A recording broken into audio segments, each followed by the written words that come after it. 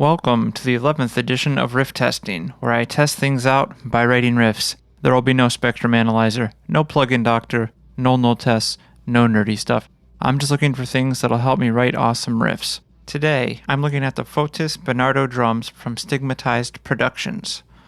Fotis Benardo, whose real name is Fotis Yanakopoulos, was in Septic Flesh from 2003 to 2014 and now produces all of the cool bands from Greece, like Etherian, Nightfall, On Thorns I Lay, and lots of other bands that I probably don't even know about. He also owns Devasound Studio in Athens. These samples were made with his drums, and he hits them on the samples too. Here is the kit, which consists of snare, double kick, hi-hat, 2 crashes, 2 chinas, 1 splash cymbal, 1 ride cymbal, 3 rack toms, and 2 floor toms. When you click on a drum, in this bar down here, you see all the options and there's a button to audition them and listen to them. For the snare, there are 4 different articulations: center, center rim, off-center rim, and side rim. I really like this because all of these hits are different, but they tonally fit together and you can easily create some subtlety in the drum track. I've noticed that with some drum libraries, there will be a rim shot that is louder and pingier than everything else, and takes a lot of massaging when you're programming it. For the snare and toms, you can choose either the processed or raw version of each, and you can also audition both of them the same way.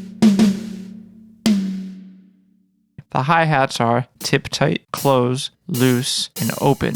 And similar to the snare, you can use these to create a more subtle groove in the drums. There's actually more articulations than that though. You can see them if you click on the MIDI mapping button right here. For some reason, you choose the cross-stick sound separately over here on the right. The ride has bell, tip, body, and ed. On the left, there are attack, sustain, decay, and release controls. I didn't touch these at all. I didn't think it was necessary. There's also a velocity and tune button. The tune button is important because some of these drums sound good if they're tuned down a half step or a whole step. Now let's go up here and look at the mixer tab. The way this is set up is that you click on the track you want and the effects are all in the window below. You can see it has EQ, transient, saturation, and compression, and reverb. Please note that these are off by default and you have to turn them on with this button right here. All of these things are kind of universal, so I really don't need to get into them and it'll just make the video longer for no reason, but there's 2 things I want to point out. For the compression, there's a parallel knob here, which you can use on any of the tracks, the shells, the room mics, the master bus, or any combination of these. There's also 12 different reverbs to choose from in this drop-down menu, and for each, you can control the early reflections or the late reflections. Interestingly enough, there's a high cut, but not a low cut. An important feature you don't want to overlook is the mic mixer button right here. Here, you can change how much of the drum is going into each mic.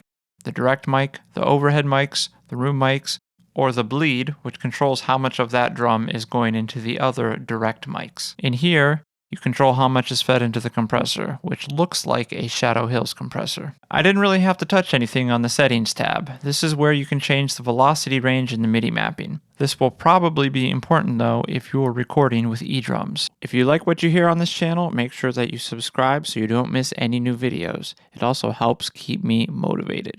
The website makes this bold claim. Includes the most extensive library of professional MIDI grooves ever created.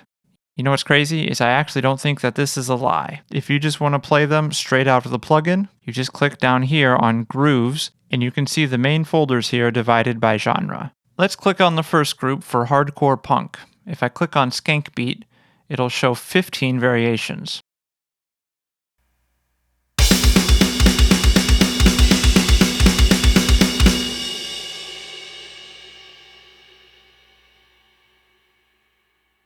If you want some blast beats, there are plenty of those. Check out these 3 different sections dedicated to blast beats.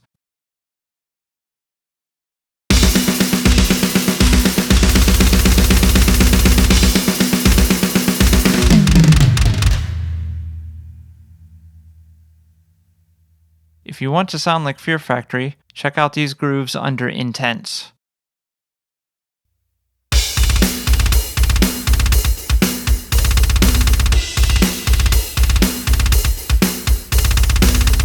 If you want to record a Police cover, you can check out this Roxanne beat under Rock.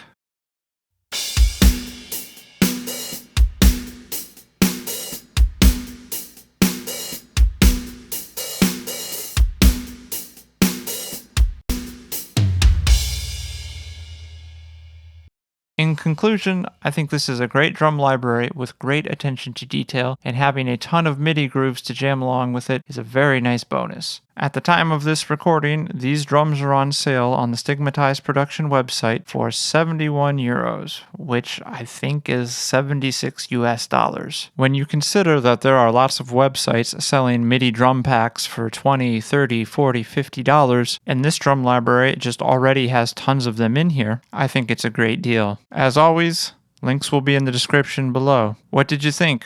Please let me know in the comments. Until next time. If you made it this far, I'd like to let you know that Vision Swords has recently released a new album titled Next Awakening Virgo. You can get it wherever you listen to music. Links will be in the description below.